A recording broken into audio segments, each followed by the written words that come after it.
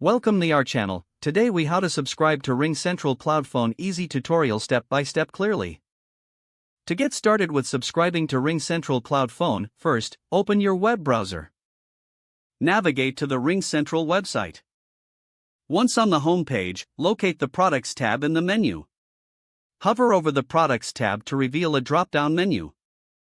Click on Phone System from the drop-down options. You'll be directed to the phone system page. Here, click the Get Started button. You'll be taken to a page with different subscription plans. Review the available plans to determine which one suits your needs. Click on the Select button next to your chosen plan. If prompted, enter your business information such as name, address, and contact details. Next, you'll need to create an account. Fill in the required fields for account creation, including your email and password. After filling out the form, click the Continue button. You may be prompted to choose a phone number. Select either a new RingCentral number or port an existing one. If you're porting an existing number, follow the instructions provided to verify your ownership. Once your number is selected, click Continue. Review your order summary and ensure all details are correct. If everything looks good, click the Checkout button. Enter your payment information in the secure payment form.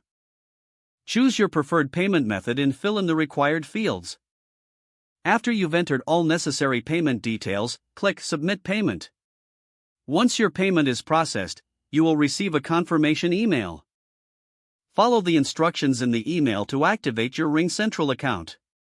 Log in to your new account using the credentials you created. If the page does not load, refresh the browser or try again in a private or incognito window. Make sure you are using the correct email address, then retype it carefully to avoid small typos.